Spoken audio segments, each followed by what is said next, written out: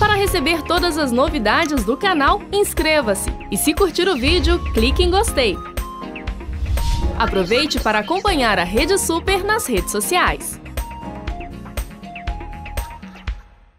Fala pessoal! Hoje no Papo Cabeça nós vamos conversar com os autores da revista Além da Teoria, que já está na sua segunda edição e foi lançada no Congresso Universitário da Liga Universitária de Lagoinha. A revista ela trata de temas voltados para clubinhos, núcleos universitários e pequenos grupos com uma pegada mais apologética. Os caras são feras e eles são pastores. Está começando mais um Papo Cabeça.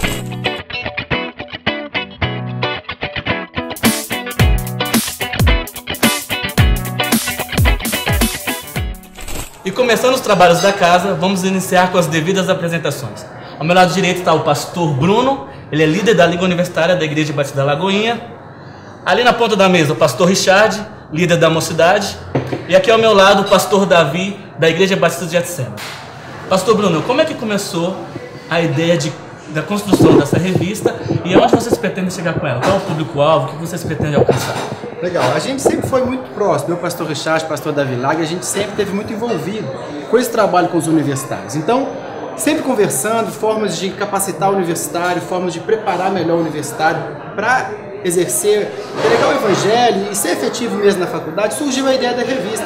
Havia uma demanda muito grande dos universitários, sempre nos procuravam pedindo apoio nesse sentido. O que eu vou falar na minha faculdade, o que eu vou pregar lá dentro. Então a gente pensou em criar essa revista que traria para eles os estudos que eles precisam mesmo para estudar dentro da universidade. Então essa revista tem 16 lições com esse propósito, para que ele possa desenvolver um semestre inteiro de estudos bíblicos voltados para a realidade do universitário. E a ideia é essa, que ele esteja capacitado. Né? O nosso desejo, nosso propósito foi prepará-lo para que ele tenha ferramenta adequada de conversar, pregar o evangelho no ambiente acadêmico.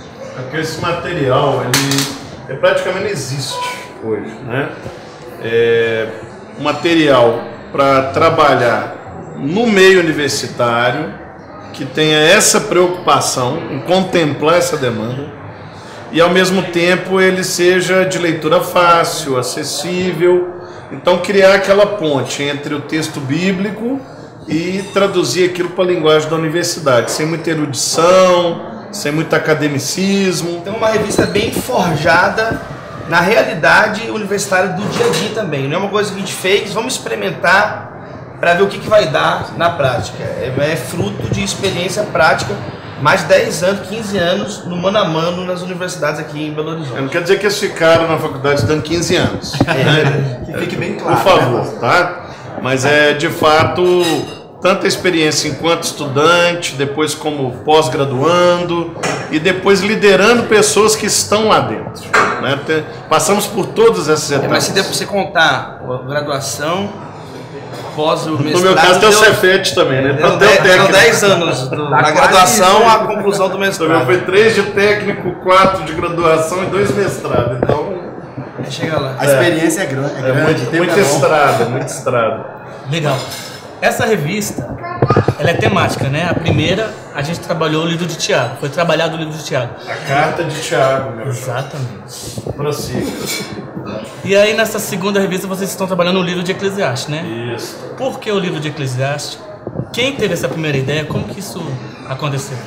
Toda a escritura é inspirada. A Bíblia tem inúmeras possibilidades de aplicação para o contexto universitário. A gente começou com Tiago justamente por ser a carta prática, de coisas práticas. E a ideia é essa, além da teoria, e além de um falatório vazio e coisas que mudem a vida das pessoas.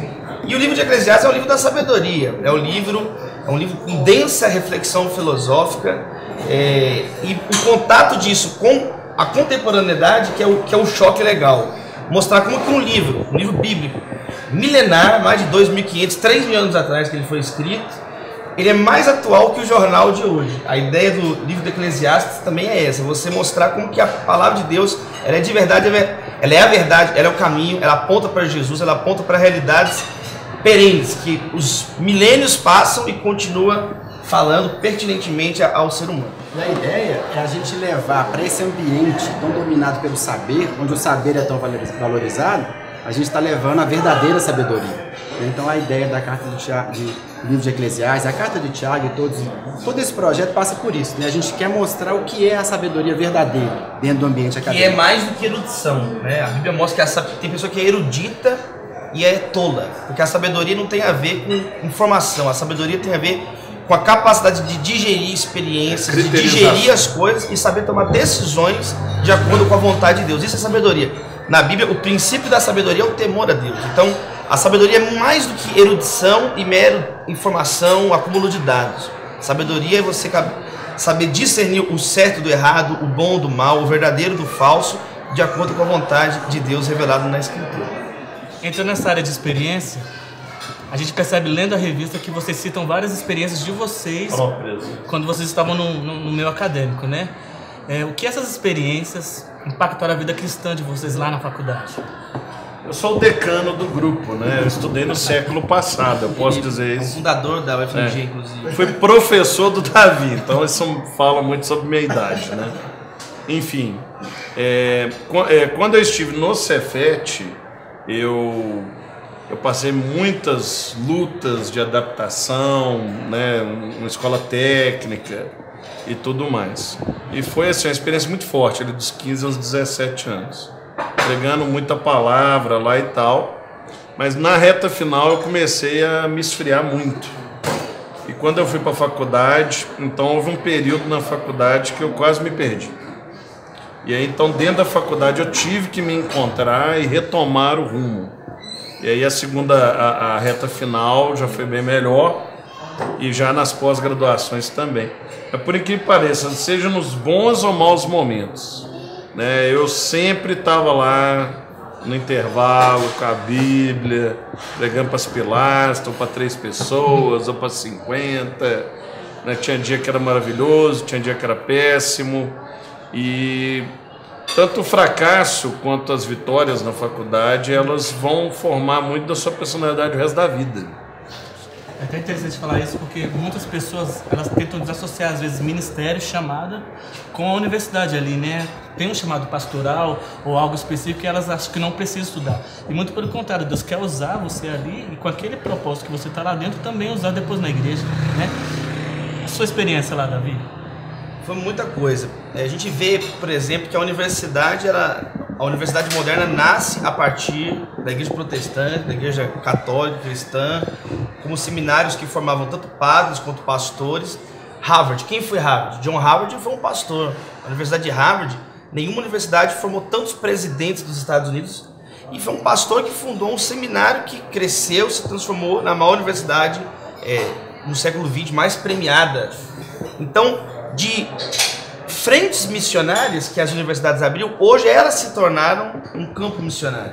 A ideia da revista é mostrar que é possível você passar por esse período vitoriosamente com o Espírito Santo e com o Senhor Jesus. É possível.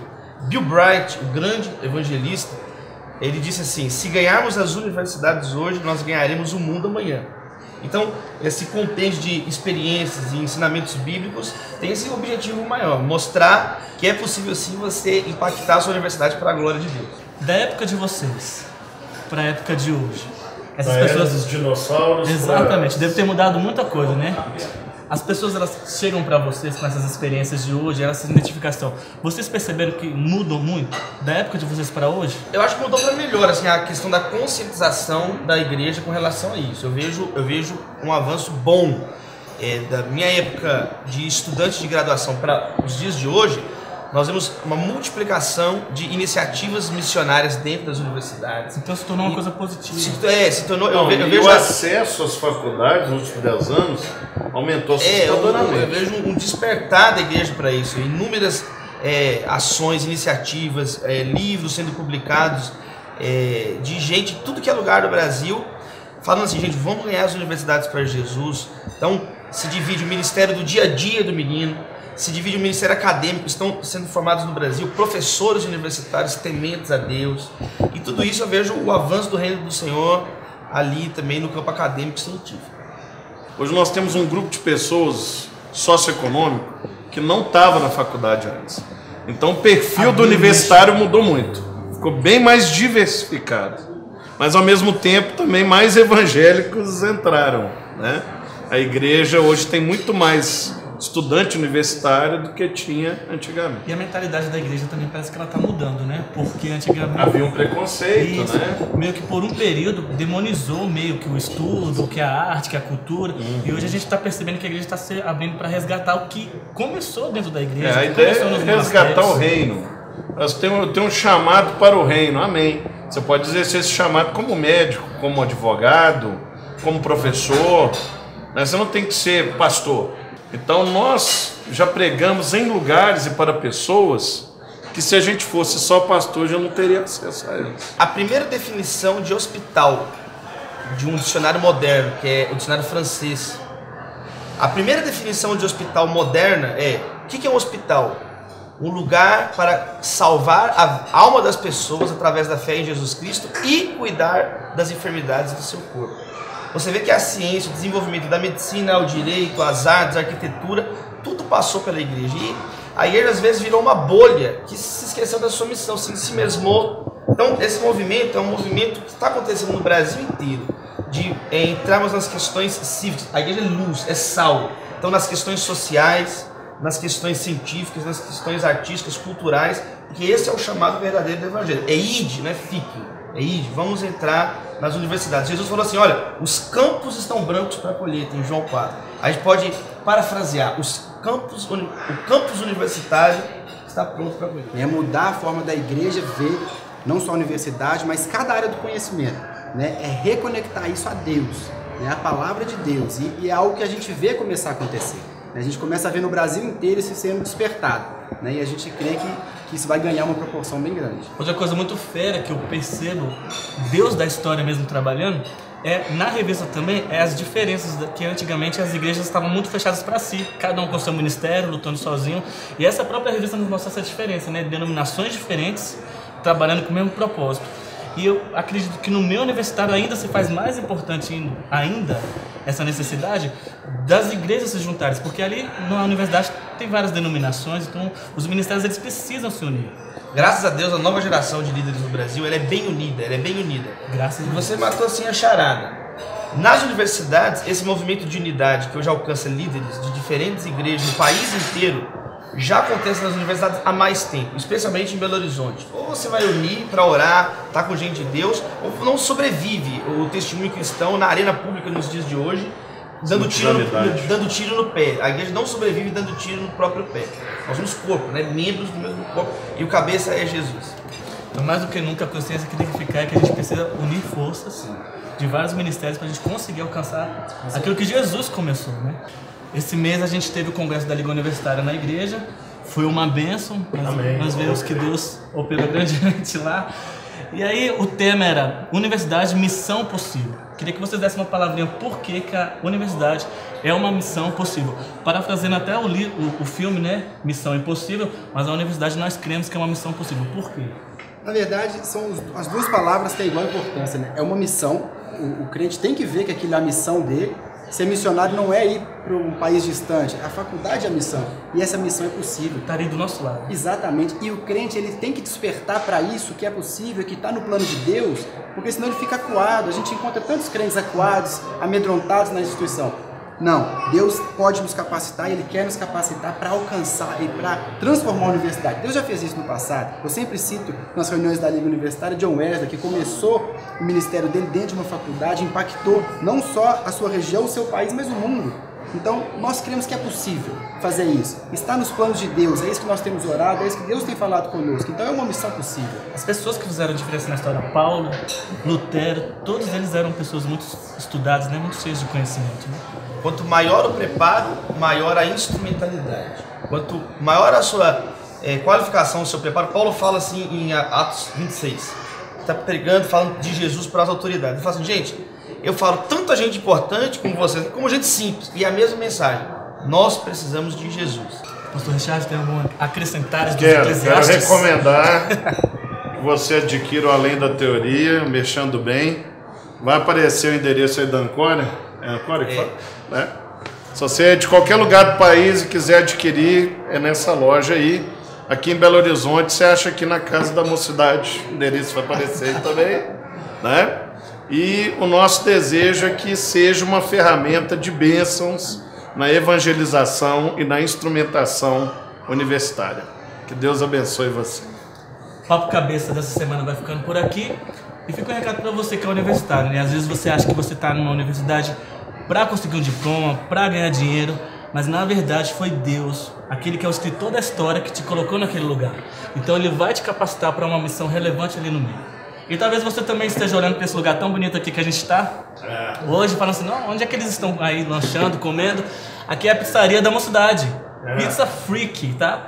E aí você pode vir aqui para estar confraternizando com as pessoas, comendo uma pizza, uma das melhores. Não, é a melhor. Sem dúvida. A melhor. Sem demagogia gastronômica. De Belo Horizonte. E agora com uma novidade. Você pode ligar que vão entregar na sua casa. Bota o telefone aí. Coloca aí também o telefone. Ok? Papo Cabeça fica por aqui. E até a próxima. Um abraço. Tchau.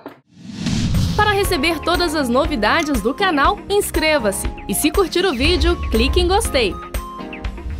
Aproveite para acompanhar a Rede Super nas redes sociais.